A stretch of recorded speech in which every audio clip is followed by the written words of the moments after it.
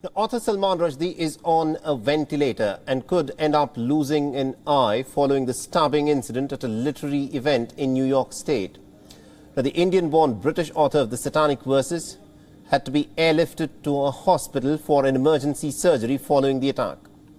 Now, according to his agent, Salman Rushdie is likely to lose one of his eyes. He remains in a critical condition and is presently on a ventilator. The nerves in his arm were severed and his liver was stabbed and damaged. Now, currently, Rushdie is being treated at a hospital in Pennsylvania, and according to witnesses, the assailant had rushed onto the stage where Rushdie was seated and stabbed him repeatedly and viciously.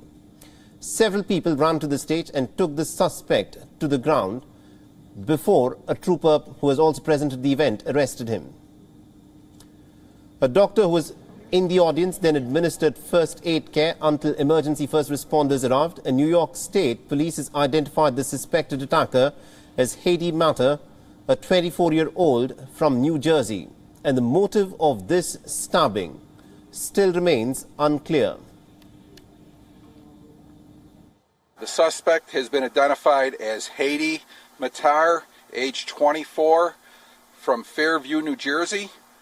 Earlier today, at approximately 10:47 a.m., guest speaker Salman Rushdie, age 75, and Ralph Henry Reese, age 73, had just arrived on stage at the institution. Shortly thereafter, the suspect jumped onto the stage and attacked Mr. Rushdie, stabbing him at least once in the neck and at least once in the abdomen. The politicians and colleagues of author Salman Rushdie then posted messages of support for the author. French President Emmanuel Macron, on a social media post, said that his fight is our fight and it is universal.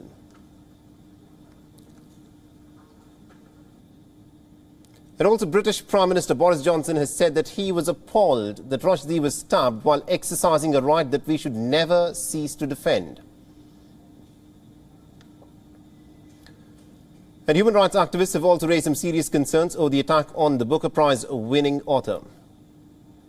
Salman has been and is known as a fearless advocate of creative thinkers, of writers, an advocate of freedom of speech, of freedom of choice, of freedom of thought, of democracy and open societies. He and his books have become iconic in that cause. And so to see him struck down by violence, not by someone who had an answer to his points, but by someone who senselessly, violently wanted to silence his voice, really just illustrates one of the great dividing lines in our world today.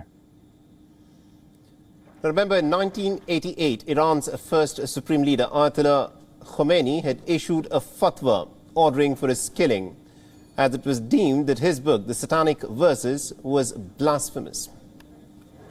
Back here one last time, sir. Thank you. And now to give us more insights in terms of what's exactly happened, we're being joined by Edward Joseph, who's a faculty member of Johns Hopkins School of Advanced International Studies in Washington, and he's joining us live on this broadcast.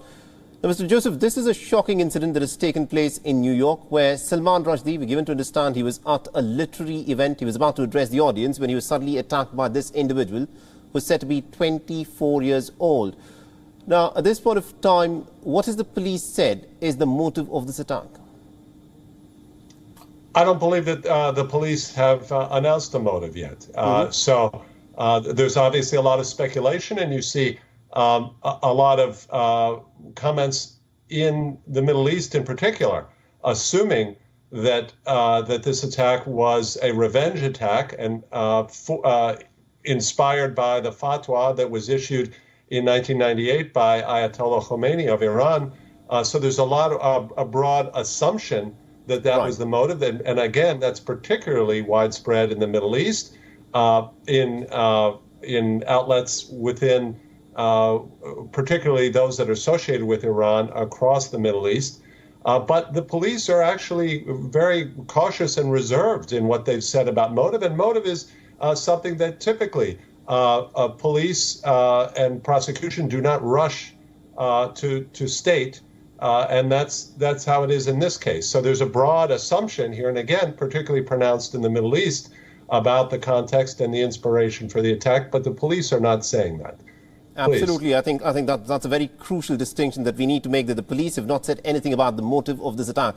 Now, this individual who carried out the attack is said to be 24 years old. We do not know as to what prompted him to do what he did.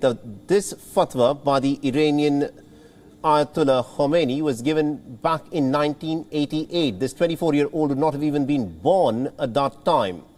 But many leaders have in fact tweeted out, including Emmanuel Macron and the British Prime Minister Boris Johnson, that this is a fight about free speech. Is that how you see it?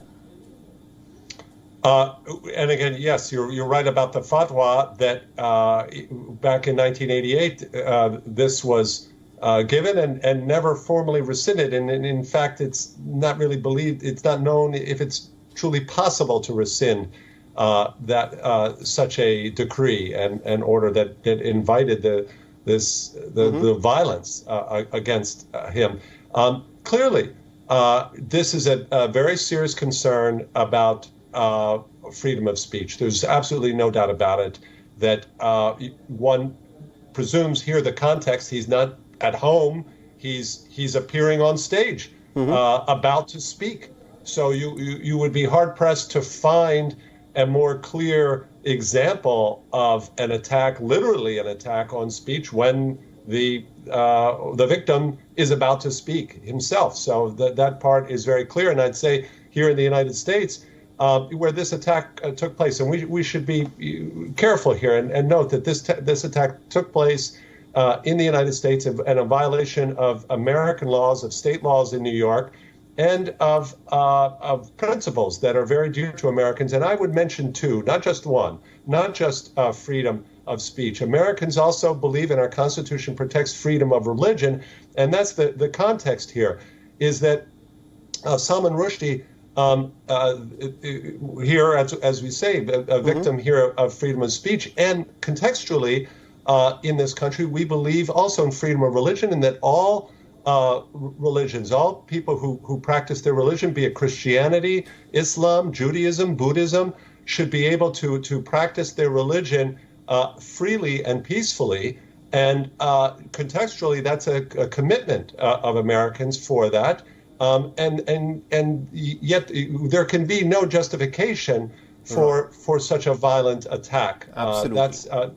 Absolutely. Violence itself is a crime and a violation of trying to take away someone's ability to speak is a crime. But contextually, it's important to say for your viewers that Americans believe, and part of our Constitution, in freedom of religion for all to peacefully practice their religion. Please. I think you've summed it up really well. Thank you very much indeed, Mr. Edward Joseph, for joining us and getting us all those insights there from Washington.